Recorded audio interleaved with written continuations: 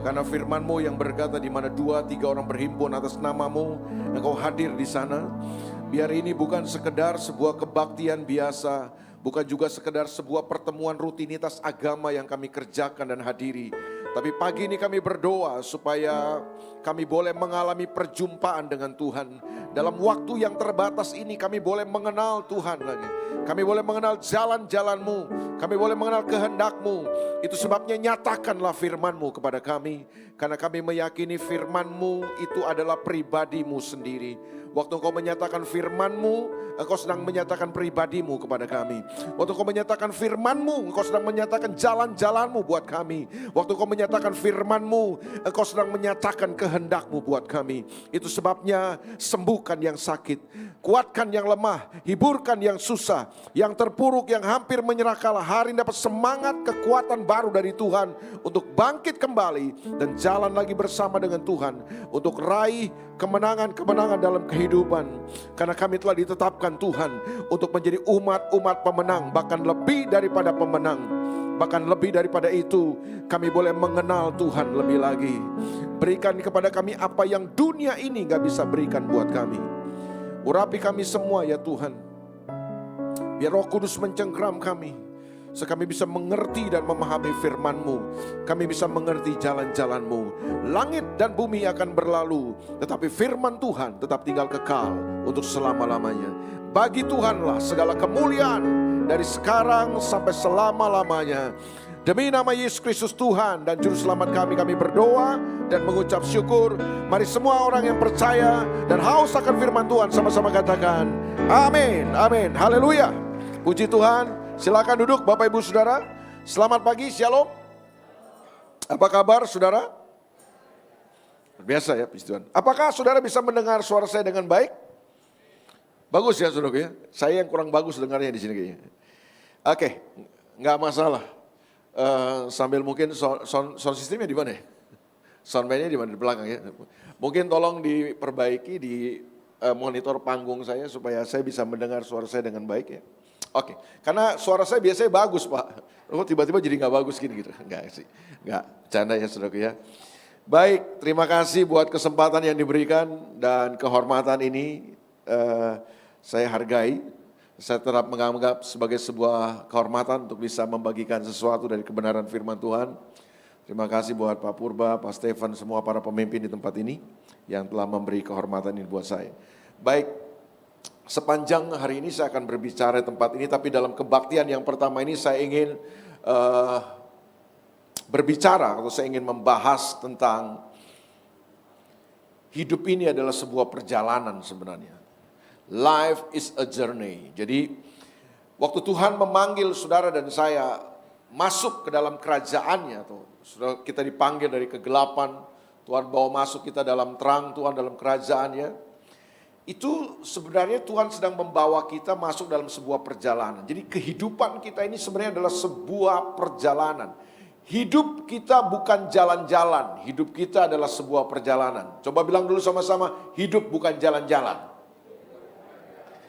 Ada banyak orang berpikir bahwa hidup ini adalah jalan-jalan. Makanya kalau jalan-jalan kita cuma mau senang-senang. Betul ya saudaraku ya? Kalau kita jalan-jalan itu kan maunya senang-senang.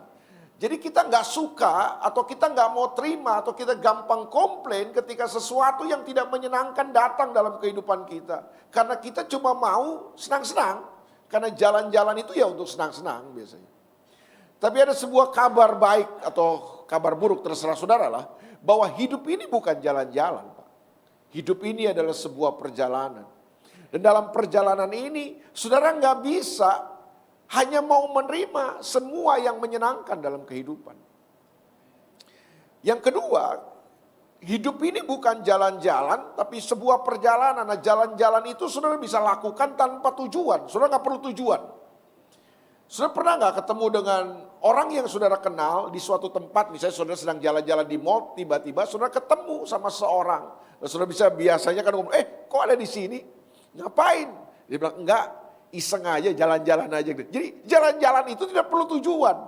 Saudara nggak perlu tujuan juga bisa jalan-jalan. Itu yang disebut dengan iseng. Kita seringkali iseng kan, melakukan sesuatu tanpa tujuan. Itu iseng, jalan-jalan tuh bisa. Saudara lakukan tanpa tujuan. Tapi ini yang saya mau beritahu, saudara tidak bisa melakukan perjalanan tanpa tujuan. Itu sebabnya penting sekali saudaraku untuk kita mengerti bahwa hidup ini ternyata bukan jalan-jalan. Hidup ini adalah sebuah perjalanan. Dan kalau hidup ini adalah sebuah perjalanan, dia punya tujuan. Dan saya mau beritahu kepada saudara bahwa tujuan Tuhan buat kita bukanlah sebuah tempat. Sekali lagi saya ingin katakan kepada saudara, tujuan kita dalam perjalanan kita bersama dengan Tuhan ini bukanlah sebuah tempat. Bertahun-tahun mungkin berabad-abad lamanya kita diajar dalam kesan kita, tujuan kita adalah sebuah tempat yang namanya sorga. Padahal kalau sudah pelajari Alkitab, sudah akan mengerti bahwa tujuan kita bukan sebuah tempat. Nah ini agak menggoncang iman saudaraku. Karena kita diajarnya begitu bertahun-tahun, berabad-abad. Mungkin dari kita sekolah minggu kita sudah dapat didoktrin seperti itu. Tapi izinkan saya hari ini untuk membuka sedikit wawasan saudara supaya saudara tidak lagi menempatkan sebuah tempat sebagai tujuan perjalanan saudara dengan Tuhan. Tujuan kita bukanlah sebuah tempat, tapi tujuan kita sebenarnya adalah pribadi Tuhan itu sendiri sebenarnya. Pada tahun 1952, pada musim dingin waktu itu, ada seorang perenang perempuan, perenang wanita hebat namanya Florence Chadwick. Nah, Florence Chadwick ini berusaha untuk menaklukkan atau membuat sebuah rekor. Dia ingin menaklukkan perairan atau selat antara pulau Catalina dengan pantai California. Itu jauh banget saudaraku ya. Nah, dia coba menaklukkan perairan itu lautan Atlantik. Nah, di musim dingin lagi saudara. Jadi saudara bisa bayangkan, ini sebuah tantangan yang tidak mudah yang harus dilakukan oleh Florence Chadwick. Tapi karena dia suka dengan tantangan-tantangan baru, dia coba menaklukkan perairan ini untuk memecahkan rekor dunia sebagai perenang pertama yang menaklukkan perairan itu. Dan apa yang terjadi? Dia sudah melakukan persiapan yang luar biasa. Dan pada saatnya saudaraku, dia telah berenang selama 15 jam. Jadi dari pulau Catalina dia start.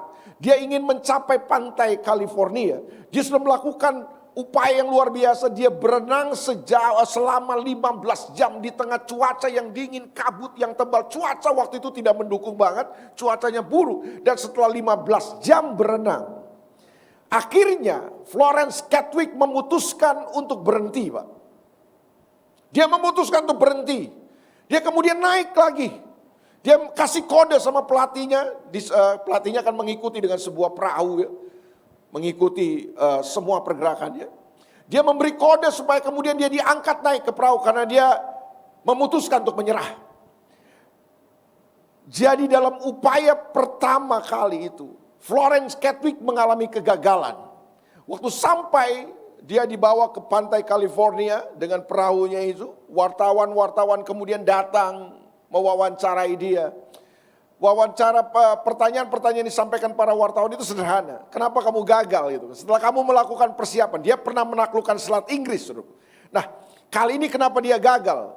Lalu kemudian ini pernyataan daripada Florence Chadwick. Dia bilang, saya bukan ingin menyalahkan siapapun. Saya bukan ingin excuse lari daripada kegagalan saya dan menyalahkan apapun juga. Tapi yang saya mau beritahu kepada kalian adalah, saya gagal bukan karena saya tidak mampu. Saya ulangi, pernyataannya dia bilang gini, saya gagal bukan karena saya tidak mampu. Katanya. Jadi sebenarnya dia masih kuat untuk melakukan upaya itu. Dia masih kuat untuk berenang.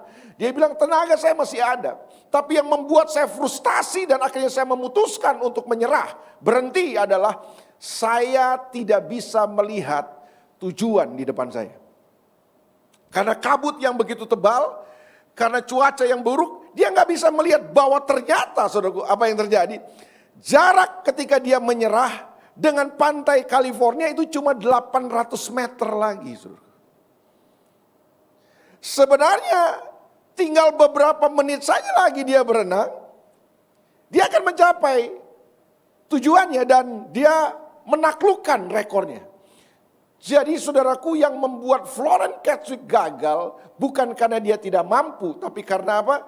Dia nggak bisa melihat tujuan yang ada di depannya. Kekhawatiran saya hari ini adalah ada banyak orang Kristen yang telah dibawa masuk oleh Tuhan di dalam perjalanan ini bersama dengan Tuhan. Tapi sayang ada banyak kita yang kandas, kita terganjal dalam kehidupan hanya karena masalahnya adalah kita tidak pernah bisa melihat tujuan kita. Nah, hari ini izinkan saya ingin memberi sebuah gambaran kepada saudara supaya saudara bisa melihat apa sebenarnya tujuan saudara. Karena kalau saudara gagal atau saudara kesulitan untuk melihat tujuan saudara dalam kehidupan ini, maka saudara, kekhawatiran saya, saudara bisa berhenti, saudara bisa frustasi dalam kehidupan, dan saudara bisa kandas, saudara bisa terganjal dengan apapun yang ada di dunia ini. Itu sebabnya lihatlah tujuan saudara, temukanlah tujuan saudara, dan berjalanlah ke arah tujuan saudara. Rick Warren dalam bukunya The Purpose Driven Life, itu buku bagus sekali saudara. Itu buku udah lama tapi buku itu powerful menurut saya. Dan dalam buku itu Rick Warren benar, dia berkata begini, tragedi terbesar dalam kehidupan bukanlah kematian. Tragedi terbesar dalam kehidupan adalah hidup yang tidak punya tujuan. Jadi saya ulang, Rick Warren dalam bukunya berkata, tragedi terbesar dalam kehidupan adalah bukan kematian katanya. Banyak orang takut dengan kematian, padahal sebenarnya kematian bukan sebuah tragedi terbesar dalam kehidupan. Tragedinya adalah ketika saudara hidup, tapi saudara nggak pernah tahu tujuan saudara. Jadi hari ini, temukan tujuan saudara, pahamilah tujuan saudara, dan berjalanlah bersama dengan Tuhan dalam perjalanan ini untuk saudara bisa sampai kepada tujuan saudara. Dan yang saya mau beritahu kepada satu hal bahwa gini, Tuhan punya kepentingan untuk saudara dan saya bisa sampai kepada tujuan. Tuhan mau supaya saudara dan saya sampai kepada tujuan. Mengapa? Karena tujuan ini adalah tujuan yang Tuhan tetapkan sendiri buat kita. Jadi jangan pernah ragu bahwa Tuhan akan melakukan apa saja buat hidup kita. Dia akan mengerjakan apapun buat hidup kita supaya kita bisa sampai kepada tujuan kita. Tentu saya tidak bisa membahas semua dalam kesempatan ini. Saya akan membagi dua, tentunya di dalam kebaktian yang kedua nanti saya akan bicara tentang fasilitas-fasilitas yang Tuhan sediakan untuk saudara dan saya bisa sampai kepada tujuan. Tapi intinya adalah Tuhan punya kepentingan untuk saudara dan saya bisa sampai kepada tujuan kita. Sekali lagi, tragedi terbesar dalam kehidupan bukanlah kematian, tapi tragedi terbesar dalam kehidupan adalah hidup tanpa tujuan. Jangan pernah hidup tanpa tujuan. Banyak orang hidup tapi gak pernah mengerti tujuan. Karena dia gak pernah mengerti tujuan, kita menjadi orang Kristen yang salah arah. Kristen yang salah arah itu apa? Kita mengejar sesuatu yang bukan tujuan. Kita salah arah. Sesuatu yang menjadi tujuan harus saudara kejar. Karena itulah yang Tuhan inginkan. Sesuatu yang bukan tujuan gak perlu saudara kejar. Amin. Oke, saudara siap untuk ini? Saudara mau tahu tujuan Tuhan buat saudara? Nah, saya mau beritahu ini. Coba kita baca dulu ya Alkitab kita. Ini pelan-pelan aja nih. Dalam kebaktian pertama ini saya coba ingin ajak saudara untuk memahami ini. Bahwa kalau saudara belajar Alkitab, saya pernah membahas ini beberapa waktu lalu di tempat ini pada kebaktian yang kedua kalau seingat saya ya. Kalau saudara membaca Alkitab secara narasi atau saudara menarasikan Alkitab kita, apa sih yang ingin dijelaskan oleh Alkitab kepada kita? Ada 4 narasi besar yang kita bisa temukan dalam Alkitab kita. Jadi kalau saudara baca Kejadian sampai Wahyu, itu ada 4 narasi besar Pak. Alkitab ingin menjelaskan kepada kita tentang 4 hal ini sebenarnya. Narasi besar Alkitab yang pertama adalah Alkitab ingin menjelaskan kepada kita ada penciptaan. Katakan sama-sama penciptaan. Jadi Alkitab memberitahu kepada kita bahwa Tuhan adalah Allah yang menciptakan segala sesuatu. Dia menciptakan langit dan bumi. Dia menciptakan alam semesta. Dia menciptakan bulan, bintang, matahari. Dia menciptakan tumbuhan. Dia menciptakan pohon. Dia menciptakan hewan, binatang. Tapi ini, Dia menciptakan juga yang namanya manusia. Jadi manusia itu adalah ciptaan Tuhan. Amin. Manusia bukan dari monyet. Setuju? Kita ini bukan monyet yang berevolusi. Masa saudara monyet yang berevolusi sih? Enggak lah. Kita juga bukan dari tabrakan-tabrakan molekul yang ada dalam alam semesta ini terus jadi manusia, enggak. Alkitab beritahu kepada kita, manusia adalah ciptaan Tuhan. Jadi manusia diciptakan Tuhan. Diciptakan sebagai apa, Pak? Mari kita baca sama-sama Kejadian pasal 1 ayat yang ke-26. Ini merupakan narasi yang pertama dari Alkitab kita. Ya, saudara nggak sempat sekolah teologi ya, 4 tahun, saudara belajar di tempat ini aja. 30 menit, 40 menit saudara tahu benang merah Alkitab dari Kejadian sampai Wahyu. Daripada ada yang sekolah teologi 4 tahun, nggak ketemu-ketemu juga benang merahnya Alkitab ya. Oke. Kejadian 1 ayat 26, berfirmanlah Allah, baiklah kita menjadikan manusia menurut gambar dan rupa kita. Katakan sama-sama, gambar dan rupa kita. Apa yang dimaksud dengan manusia diciptakan menurut gambar dan rupa kita? Kata kita di situ kan menunjukkan Tuhan. Tuhan dalam pengertian jamak gitu kan. Kata kita itu kan kata ganti orang pertama jamak. Oke? Waktu Tuhan menciptakan tumbuhan, Tuhan berfirman kepada tanah, kepada daratan, hendaklah dari dalam tanah muncul tunas-tunas. Waktu Tuhan menciptakan hewan, binatang, Tuhan menciptakan ikan-ikan, Tuhan berfirman kepada air. Waktu Tuhan menciptakan burung, Tuhan berfirman kepada udara. Tapi waktu Tuhan menciptakan manusia, Tuhan berfirman kepada siapa? Ulang. Waktu Tuhan menciptakan ikan, Tuhan berfirman kepada air. Waktu Tuhan menciptakan tanaman, tumbuhan, pohon, Tuhan berfirman kepada tanah. Makanya pohon tanpa tanah nggak bisa hidup, Pak. Ikan tanpa air nggak bisa hidup. Nah, waktu Tuhan menciptakan manusia, Tuhan berfirman kepada siapa? Kepada dirinya.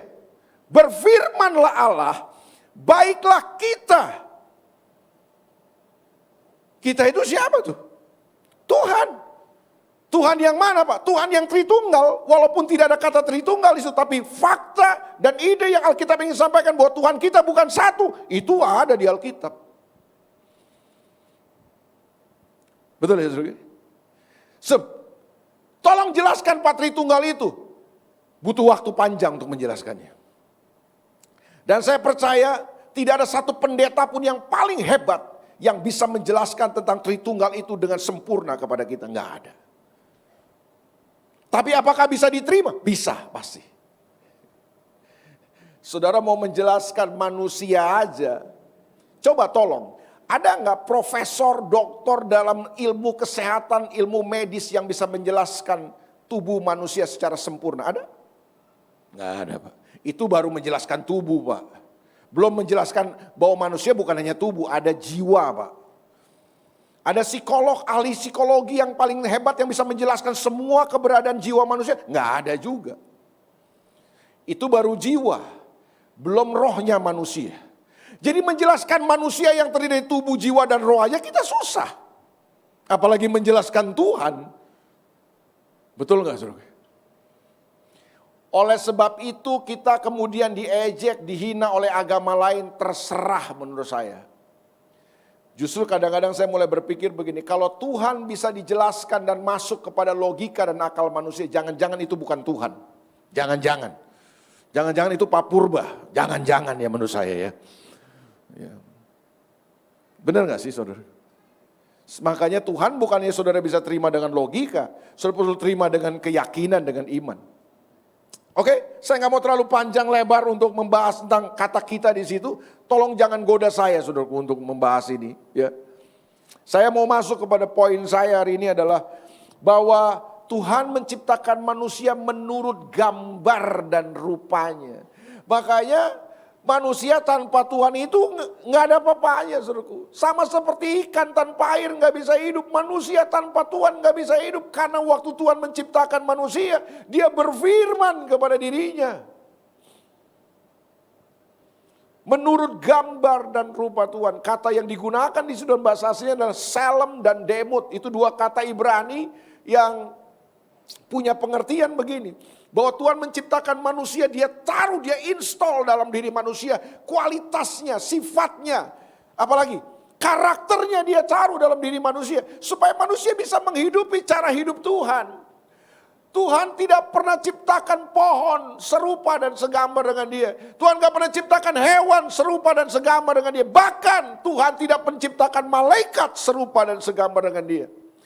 Tapi ada satu ciptaan yang Tuhan ciptakan menurut gambar dan rupa Tuhan. Namanya apa? Manusia namanya. Manusia, saudara dan saya, diciptakan Tuhan serupa dan segambar dengan dia.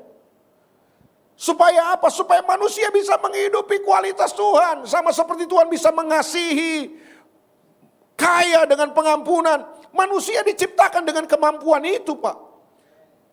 Sama seperti Tuhan murah hati, suka berbagi. Manusia diciptakan dengan kemampuan itu, dengan kualitas itu. Jadi tujuan Tuhan adalah Dia menciptakan manusia serupa dan segambar dengan dia, supaya manusia bisa menghidupi kualitas Tuhan. Sehingga apa yang ada di sorga bisa terjadi di bumi ini. Tuhan kan ada di sorga, yang di bumi siapa? Manusia. Nah, tujuannya adalah supaya manusia bisa menampilkan cara hidup Tuhan gitu loh. Kembali ke ayat ini, dan ayat ini bilang begini. Baiklah kita menjadikan manusia menurut gambar dan rupa kita supaya mereka berkuasa. Kata berkuasa di situ bukan menguasai siapa, bukan. Dari sejak awal Tuhan tidak menetapkan tujuan untuk manusia menguasai siapa, bukan dong. Kata berkuasa dipakai kata radah, bahasa Ibraninya itu yang punya arti to build, membangun, to manage, mengelola gitu. Mengeluarkan semua yang terbaik. Jadi ingat, ini kaitannya nih. Dalam keserupaan, dalam gambar dan rupa Tuhan, manusia diciptakan supaya apa? Supaya manusia bisa berkuasa. Manusia bisa memerintah bumi ini.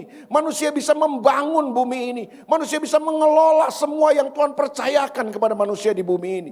Jadi itulah tujuan Tuhan dari sejak awal. Apa tujuan Tuhan menciptakan manusia? Tuhan menciptakan manusia dengan sebuah maksud, dengan sebuah tujuan. Supaya dalam keserupaan, dalam segambar dengan Tuhan itu, manusia bisa berkuasa, manusia bisa mengelola, manusia bisa memerintah bumi ini. Itu tujuan awal dari Tuhan buat manusia. Makanya narasi yang pertama dari Alkitab apa? Penciptaan. Katakan sama-sama penciptaan. Nah, masuk narasi yang kedua dari Alkitab. Apa yang Alkitab ingin kasih tahu buat kita? Narasi keduanya adalah bahwa manusia yang diciptakan Tuhan itu kemudian jatuh dalam dosa. Katakan sama-sama jatuh dalam dosa. Makanya setelah ada penciptaan, Alkitab menarasikan apa kepada kita? Ada kejatuhan. Jadi manusia yang diciptakan itu jatuh, Pak. Jatuh kemana manusia? Jatuh dalam dosa. Tapi pertanyaannya kan gini, jatuh dari mana manusia? Manusia jatuh dari mana? Manusia jatuh dalam dosa bukan jatuh dari sorga. Saya ulang, manusia jatuh dalam dosa. Tapi manusia bukan jatuh dari sorga. Bisa diterima gak ini? Manusia jatuh ke dalam dosa. Jatuh dari mana? Jatuh dari kemuliaan Tuhan itu, dari keserupaan dengan Tuhan itu kan.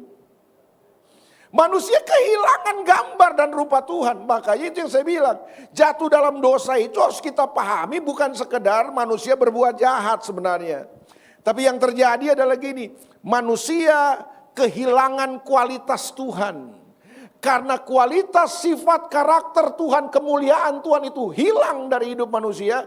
Akhirnya manusia hidupnya gak berkualitas.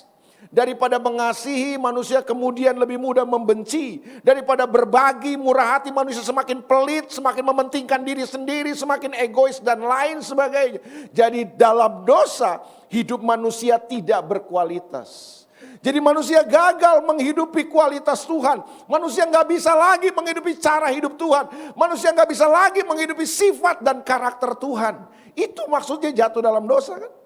Lalu kemudian narasi yang ketiga dari Alkitab adalah ketika ada kejatuhan, Tuhan melakukan penebusan kepada manusia.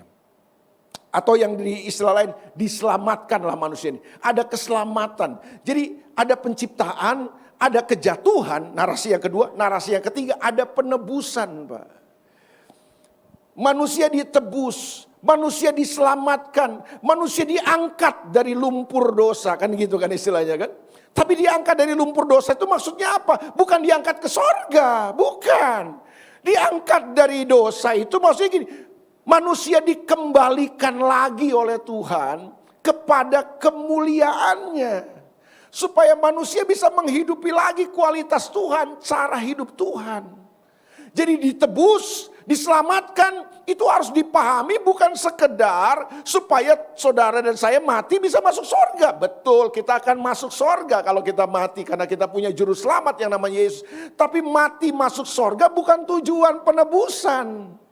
Itu akibat daripada penebusan kita. Tapi tujuan penebusan sama karena tujuan Tuhan tidak pernah berubah. Katakan sama-sama, tujuan Tuhan tidak pernah berubah. Saudara dan saya berubah, manusia gagal. Tapi rencana Tuhan gak pernah gagal dalam hidup manusia. Tujuan Tuhan gak pernah berubah. Tujuannya apa? Dalam keserupaan dengan Tuhan, manusia bisa berkuasa, bisa memerintah. Nah, manusia jatuh dalam dosa. Manusia gak berkualitas. Sehingga apa yang terjadi? Manusia mau berkuasa tanpa keserupaan dengan Tuhan. Yang terjadi yaitu model-model kayak Ferdi Sambo, ya kan? Yang kasus-kasus yang kita baca inilah. Begitu jadi pejabat, jadi penguasa, korupsi, otoriter, diktator. Karena manusia mau berkuasa tanpa keserupaan dengan Tuhan. Bisa? Nggak bisa. Karena untuk berkuasa, untuk memerintah, seperti yang Tuhan inginkan, manusia harus punya kualitas serupa dan segambar dengan Dia. Makanya banyak suami-suami yang mau berkuasa di rumah tanpa keserupaan dengan Tuhan. Walah, yang muncul adalah suami-suami yang ditakutin bukan dihormati. Suami-suami yang mau berkuasa memerintah di rumah. Yang dihasilkan adalah tanpa keserupaan dengan Tuhan, istri-istri yang terluka, anak-anak yang memberontak. Kenapa? Karena kita mau berkuasa tanpa keserupaan dengan Tuhan. Ada istri-istri yang mau berkuasa di rumah, kan ada kan? Di sini nggak ada. Di sini nggak ada. Semua istri di sini istri yang serupa dan segambar dengan Tuhan. Ini yang saya bilang istri-istri di tempat lain. Cuma di tempat lain sering main-main ke sini. Itu dia masalahnya. Ada istri-istri yang mau berkuasa kan di rumah kan? Semua dia mau kendalikan. Tapi Bu, suami itu kan kepala Bu, Alkitab bilang, betul suami kepala, saya lehernya. Nah, jadi gitu kan. Jadi kepala digerakkan oleh leher. Jadi banyak ibu-ibu yang seperti itu. Bukan di sini. Yang muncul, yang dihasilkan ketika istri-istri mau berkuasa di rumah tanpa keserupaan dengan Tuhan. Yang dihasilkan cuma suami-suami yang tua sebelum tua. Dan mati sebelum mati. Pernah lihat gak saudaraku? Suami yang tua sebelum tua, mati sebelum mati. Belum ya? Karena di sini gak ada. Di sini semua ibu-ibu serupa dengan Yesus. Makanya suaminya gak ada yang begitu. Tapi di banyak tempat saya ketemu banyak suami-suami tua sebelum tua. Mati sebelum mati. Jadi dia belum tua sebenarnya tapi udah tua Pak. Kelihatan tua lah gitu kan. Belum mati sih tapi udah gak berfungsi aja udah mati. Kenapa? Karena ada istri-istri yang mau berkuasa tanpa keserupaan dengan Tuhan. Ingat prinsipnya, tanpa keserupaan dengan Tuhan, kita tidak akan pernah bisa berkuasa dan memerintah. Coba saudara memerintah dan berkuasa tanpa keserupaan dengan Tuhan. Diktator, otoriter, mau menang sendiri. Apalagi intimidasi dan lain sebagainya. Gak banyak gereja pecah, kenapa sih? Kenapa Pak Purba kira-kira kenapa banyak gereja pecah? Karena mereka mau berkuasa tanpa keserupaan dengan Tuhan. Bahwa prinsipnya gini, saudara kapan saudara mau berkuasa, mau memerintah tanpa keserupaan dengan Tuhan, hancur pasti Pak.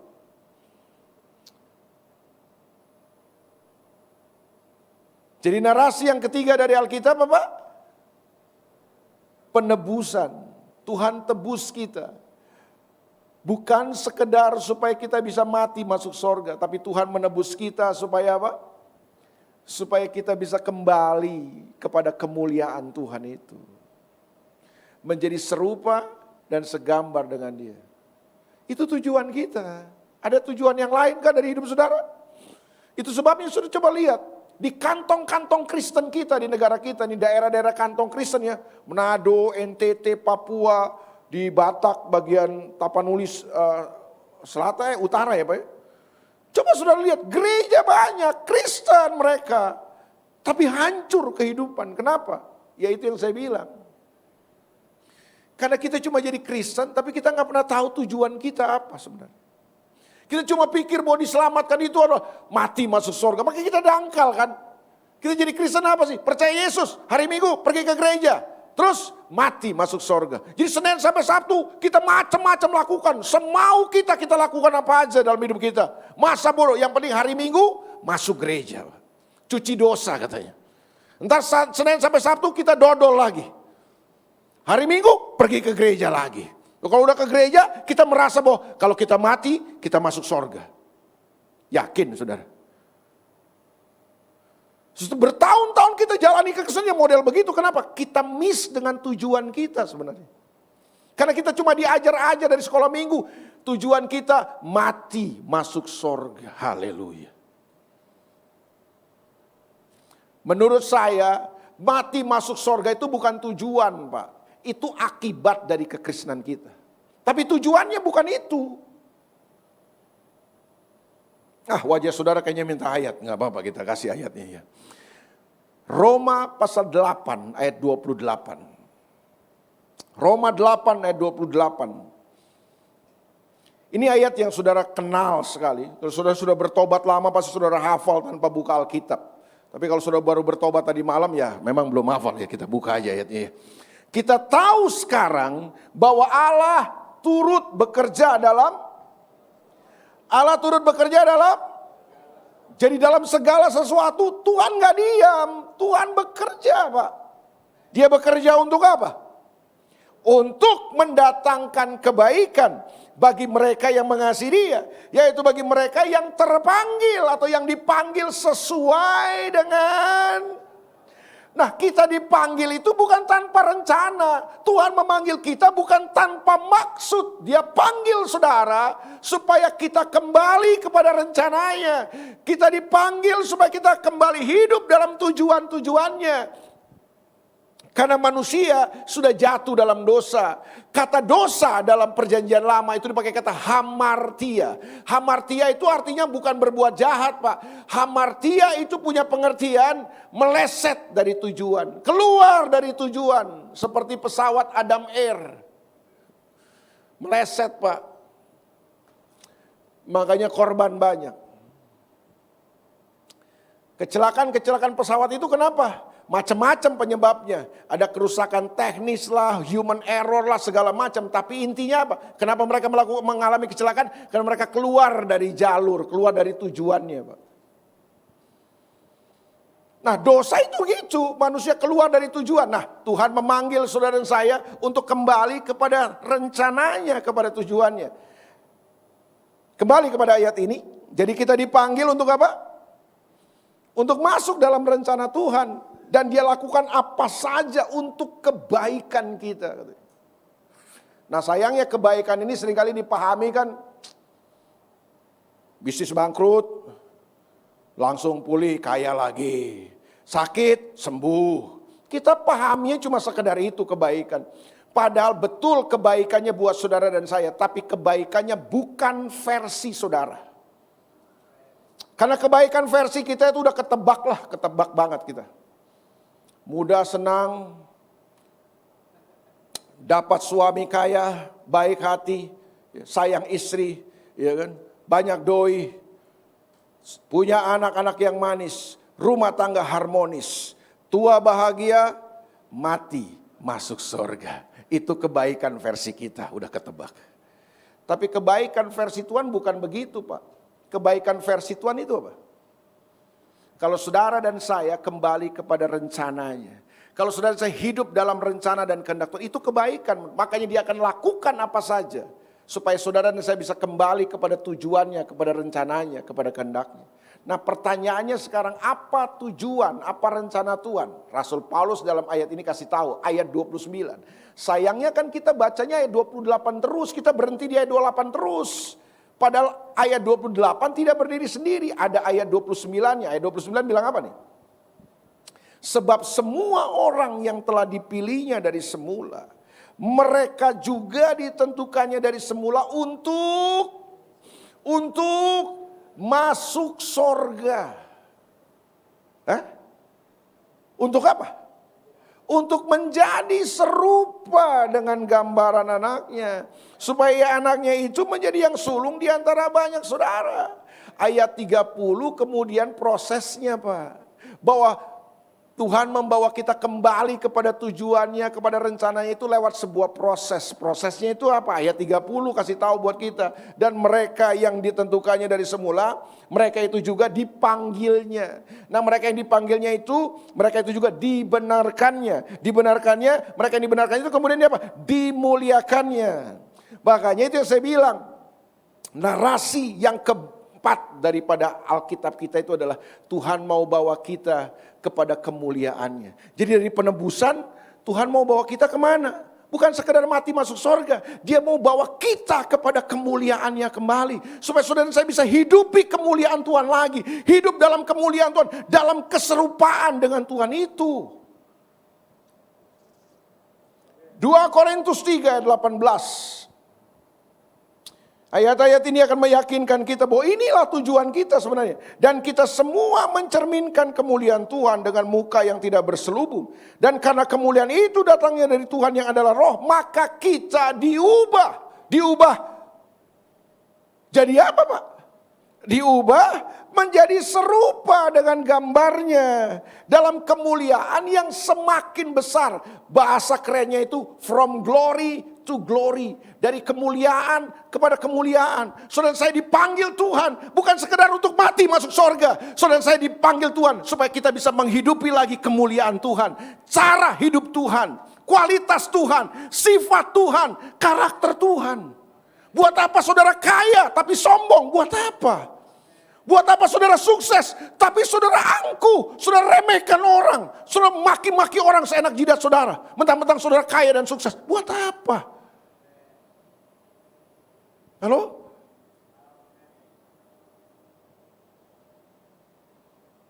Ya yang memang yang parah itu udah kere, miskin, susah, sombong lagi. Itu udah parah 2 kali itu.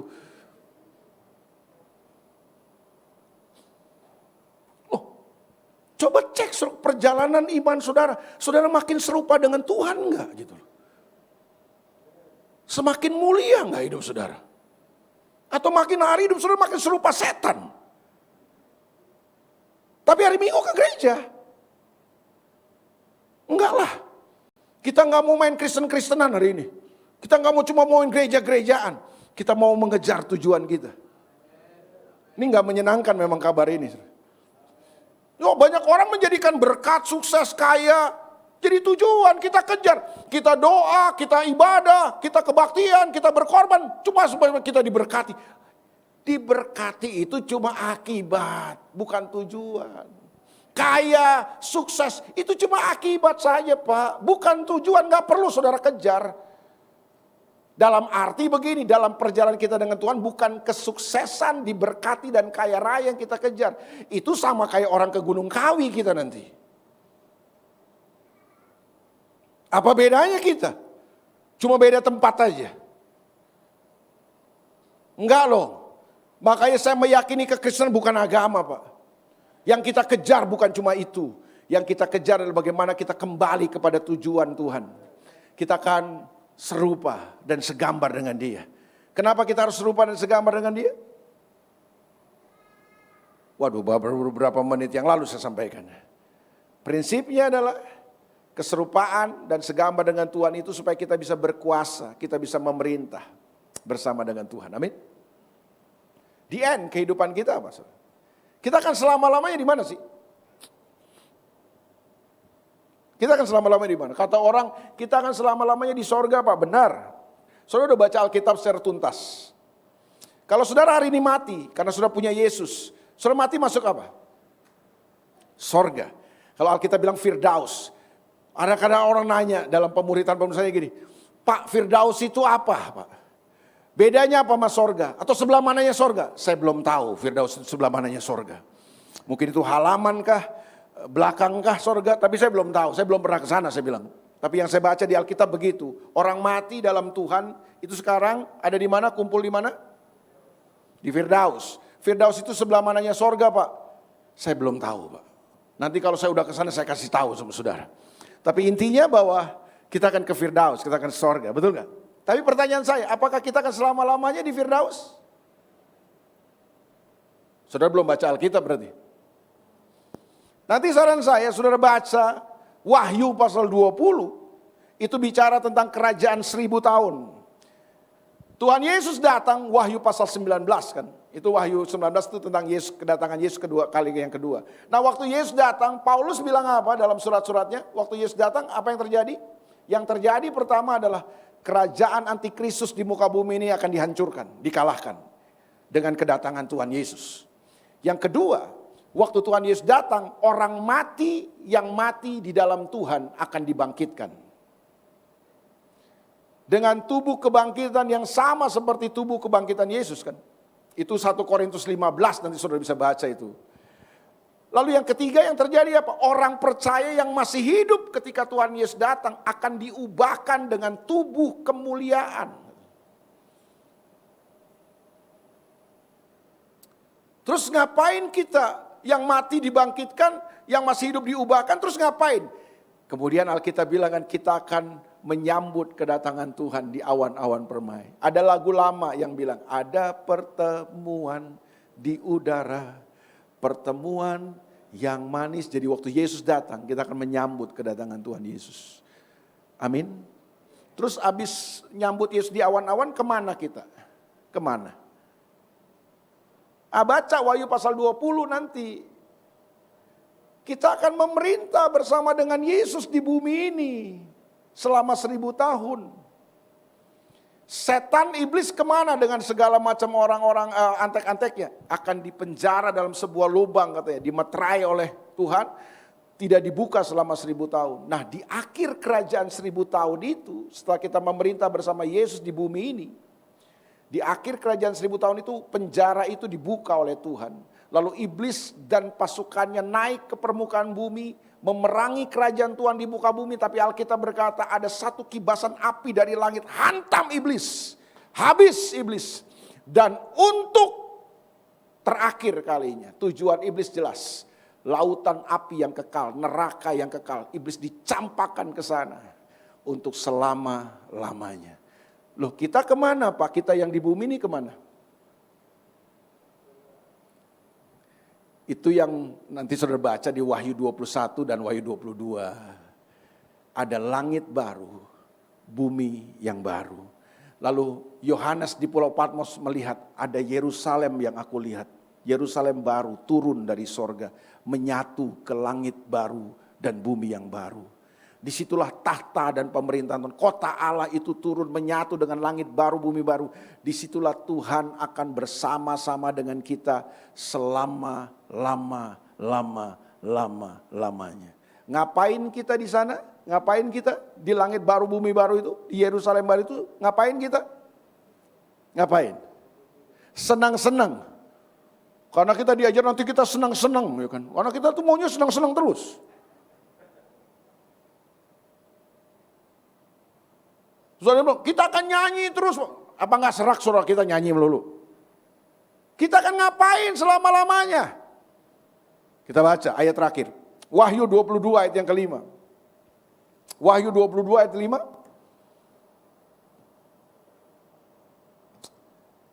Ini udah dari Kejadian sampai Wahyu nih Pak Purba. Kalau saudara nggak ngerti juga saya serahkan pada Roh Kudus. Ya kan? Saudara nggak punya cara untuk menjelaskannya karena saya sudah jelaskan dari Kejadian sampai Wahyu, Pak. Itu yang saya bilang, saudara sekolah teologi 4 tahun belum tentu ketemu juga ini. Saudara cuma dengar khotbah 45 menit di BSD Intermak. Wih, ketemu benang merah Alkitab dari Kejadian sampai Wahyu.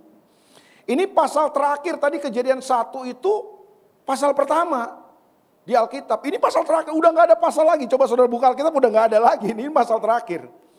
Ini di end hidup kita. Akhir hidup kita, ujung hidup kita di ini. Dan malam tidak akan ada lagi di sana. Jadi di langit baru, bumi baru nggak ada lagi malam, Pak. Makanya saudara yang masih suka dengan dunia malam, cepat-cepat bertobat. Saudara nggak bisa hidup di sini. Ini nggak ada malam, Pak. Dan mereka tidak memerlukan cahaya lampu dan cahaya matahari. Wah, kita hari ini hidup di bumi ini masih perlu matahari dan lampu sebagai penerangan. Nanti di langit baru, bumi baru tidak perlu matahari dan lampu, Pak. Matahari ciptaan Tuhan, lampu ciptaan manusia. Sumber terang kita nanti Tuhan sendiri, penciptanya sendiri. Dahsyat nggak? Terus kita baca kalimat terakhir daripada ayat ini. Jadi malam tidak akan ada lagi sana, mereka tidak memerlukan cahaya lampu dan cahaya matahari sebab Tuhan Allah akan menerangi mereka. Yuk kita baca kalimat terakhir dari ayat ini. 2, 3. Aduh, udah gak kompak, gak kenceng lagi. Kita baca ya, dengan kompak dan kenceng. Kalimat terakhir. 2, 3. Mereka akan. Oh, senang-senang apa memerintah, Pak? Oh, bukan senang-senang. Kita akan apa? Memerintah sebagai raja. Berapa lama? Oh. Jadi selama-lamanya kita akan ngapain? Bukan senang-senang. Kita akan memerintah. Masih ingat statement saya di awal, apa syarat atau kualifikasi untuk kita bisa memerintah? Serupa dan segambar dengan Tuhan, Pak. Tanpa keserupaan dan segambar dengan Tuhan, sudah gak akan bisa memerintah. Oke? Udah, itu aja yang saya mau kasih tahu. Sehari ini kejarlah keserupaan dengan Tuhan. Bukan sekedar kaya, sukses, diberkati, enteng jodoh. Ya ampun. Sama banget sama orang ke Gunung Kawi sih kita. Beda dong, kasih tahu beda lu sama orang ke Gunung Kawi, beda gitu dong. Tujuan kita beda. Amin. Iya. Bahwa saya percaya dalam Yesus ada mujizat, dalam Yesus ada berkat, dalam Yesus ada sukses, saya percaya. Tapi itu cuma fasilitas, bukan tujuan. Kalau saudara mau tahu nanti fasilitasnya, kebaktian kedua nanti.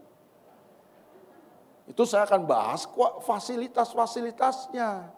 Bagaimana supaya saudara bisa sampai tujuan, Tuhan menyediakan fasilitasnya. Kebaktian pertama ini, saudara ngerti dulu tujuan saudara apa. Amin. Iya, coba lihat wajah sebelah kanan, wajah serupa Yesus enggak? Mulai serupa Yesus ya. Iya, itu ya. Makin hari saudara gue makin serupa Kristus enggak ya gitu. Jadi suami kita makin suami yang serupa Kristus enggak gitu loh. Jadi istri juga makin serupa Kristus enggak kita. Itu loh.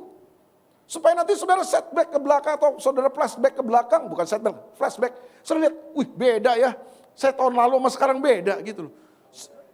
Yang ulang-ulang tahun makanya jangan cuma pesta-pestanya doang ulang tahun. Saudara nambah mulia nggak di tahun ini gitu loh. Jangan umur nambah tapi kelakuan nggak berubah kita gitu loh. Iya kan? Kualitas nggak nambah Pak, cuma nambah umur aja. Udah wajah saudara udah tertekan, mari kita bangkit berdiri. Haleluya. Amin. Tujuan kita apa? Serupa dan segambar dengan Tuhan. Haleluya. Yuk main musik. Ya. Jangan salah arah kekristenan kita, jangan salah arah. Mesti tahu tujuan kita. Amin.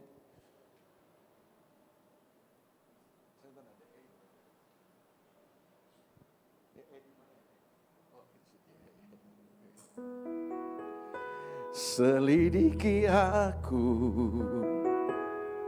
lihat hatiku, apakah ku sungguh mengasihimu, Yesus, Kau yang Maha Tahu dan menilai hidupku, tak ada yang tersembunyi bagimu. Selidiki aku, lihat hatiku, apakah ku sungguh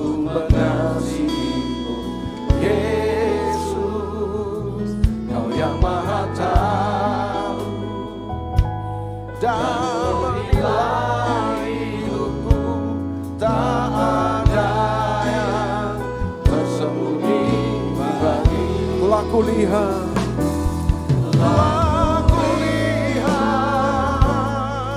kebaikan-Mu yang tak pernah habis hidupku. Ku berjuang sampai akhirnya Kau dapati aku tetap setia. Yes,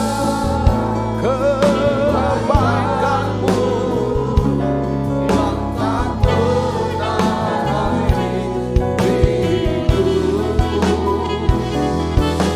Berjuang sampai akhirnya Kau dapati aku tetap setia. Telah kulihat kebaikan-Mu yang tak pernah habis di hidupku. Ku berjuang sampai akhirnya Kau dapati aku tetap setia. Hamba-Mu terbatas untuk mengajarkan kebenaran ini, tapi hamba berdoa supaya Roh Kudus menancapkannya dalam hati dan sanubari jemaat Tuhan, dan memberi pengertian buat mereka lebih jelas lagi, bahwa hari-hari ini mereka sedang ada dalam sebuah perjalanan bersama dengan Tuhan. Dan Tuhan mau bawa mereka kepada tujuan-Mu ya Tuhan, menjadi serupa dan segambar dengan Engkau, supaya mereka bisa berkuasa, mereka bisa memerintah seperti yang Tuhan inginkan. Ampuni kami kalau selama ini mungkin ternyata kekesan kami salah arah Tuhan. Kami kebaktian, kami doa, kami melayani, kami memberi cuma supaya kami diberkati. Tapi ternyata ada sebuah tujuan yang jauh lebih mulia yang Tuhan mau inginkan temu dalam kehidupan kami. Kau ingin membawa kami makin hari makin mulia, makin hari makin serupa dengan Kristus. Ada kualitas, ada sifat, ada karakter Kristus yang terus bertumbuh dalam kehidupan kami. Meteraikan firman-Mu hari ini. Berkati umat-Mu Tuhan, supaya mereka pulang dengan sebuah pemahaman dan pengertian. Apapun yang mereka kerjakan, mereka akan kerjakan ke arah tujuan-Mu Tuhan. Demi nama Yesus kami berdoa dan ucap syukur. Mari semua yang percaya sama-sama katakan amin. Tuhan berkati semua.